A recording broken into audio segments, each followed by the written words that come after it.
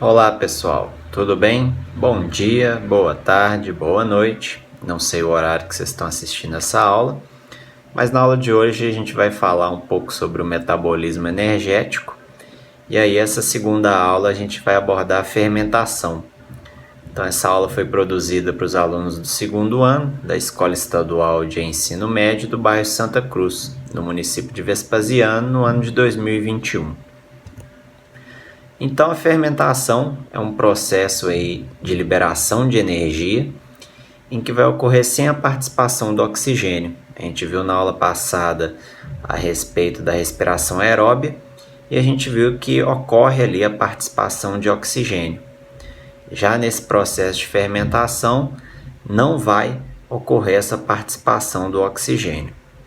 E aí a desmontagem das moléculas de glicose vai ser parcial, né? A gente viu na aula passada que na respiração aeróbia ocorre uma desmontagem completa da molécula de glicose e aqui nesse caso da fermentação vai ser parcial. E aí uma consequência disso é que vai ter um menor rendimento, né, de energia em termos de ATP, porque a respiração aeróbia vai liberar em torno de 36 a 38 ATPs.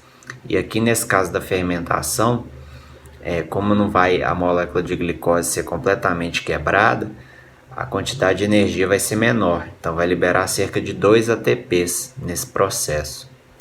E aí nos seres vivos são mais comuns dois tipos, né, de fermentação que vai ocorrer, que é a fermentação alcoólica e a própria fermentação lática, que vai ocorrer nos nossos músculos.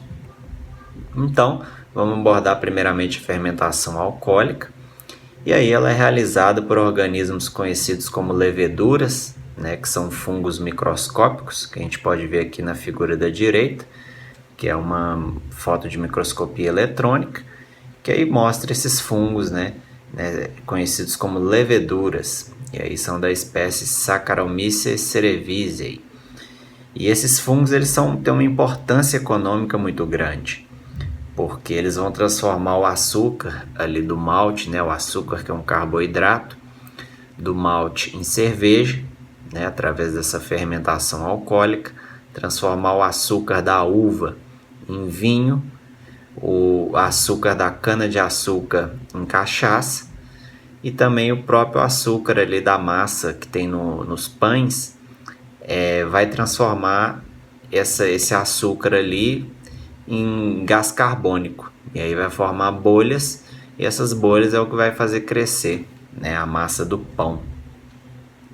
E tem também esse fungo, ele realiza a produção do etanol, né, combustível aí dos carros. Então é um fungo de extrema importância econômica, né, para o ser humano. E aí essa fermentação alcoólica, né, você tem a molécula ali de glicose, que a gente está vendo nessa figura aqui de baixo, C6H12O6, sendo convertida então em etanol, né, C2H5OH, e ocorre também a liberação ali de gás carbônico e ATP. E vejam nesse círculo vermelho que o rendimento energético aí dessa fermentação alcoólica é pequeno, gerando 2 ATPs. E quando a gente viu lá que na respiração aeróbia é em torno de 36 a 38 ATPs. Algumas bactérias, elas realizam também a fermentação, que é o caso aí do bacilo de tétano, o Clostridium tetani. É uma bactéria que ela realiza a fermentação porque ela é anaeróbica restrita. Então, se ela entrar em contato com oxigênio, ela morre. E aí, por exemplo, quando você tem alguma estrutura que está enferrujada, um prego, por exemplo, enferrujado, se ele está no solo, ele pode conter essa bactéria. E aí, se você pisa num prego enferrujado e esse prego faz um ferimento ali na sua pele, se tiver essa bactéria nesse prego e o ferimento for profundo, pode caracterizar uma situação ali anaeróbica para essa bactéria, e aí ela se multiplicar, desenvolver ali, e você pode vir a ter o tétano, né? Então é muito importante passar, por exemplo, água oxigenada, que aí a água oxigenada, os peroxissomos da nossa célula vai produzir uma enzima que é a catalase, e ele vai produzir a quebra, né, fazer a quebra dessa água oxigenada. Então a água oxigenada é H2O2, vai produzir a quebra desse H2O2 e vai desmembrar isso em água e oxigênio. E aí quando esse Clostridium tetani entra em contato com o oxigênio, acaba morrendo.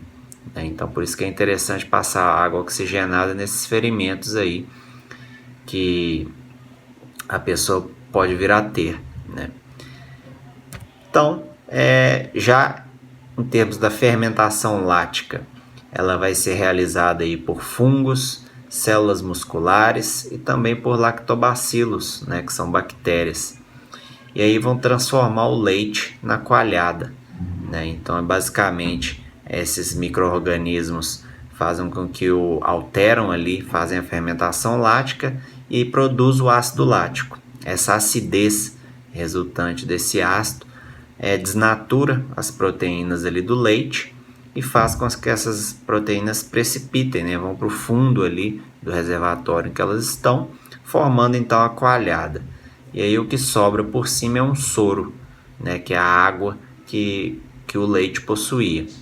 Então, a gente está vendo aqui nessa figura de cima uma representação dessa coalhada aí, essas proteínas desnaturadas, né? E essa água aí é o soro, né, dessa coalhada. Então, basicamente, na fermentação lática, o açúcar do leite, que é a lactose, vai ser transformado em glicose e galactose. Então, a lactose é um açúcar grande, né? E aí ele vai ser desmembrado em dois açúcares de tamanho menor, que é a glicose e o galactose. Então, percebam ali na figura C6H12O6, que é a glicose, sendo convertida então em C3H5O3, que é o ácido lático, tendo aí um rendimento de 2 ATPs.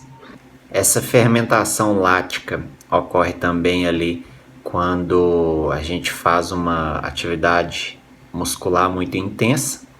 Então, lá as mitocôndrias não conseguem gerar energia só pela respiração aeróbica, e aí recorre a processos como a fermentação, que não precisa de oxigênio, para complementar essas energias aí produzidas para a célula. E aí nesse caso vai produzir esse ácido lático, então acaba que a gente que gera dor, né, nos nossos células musculares ali em decorrência desse ácido lático.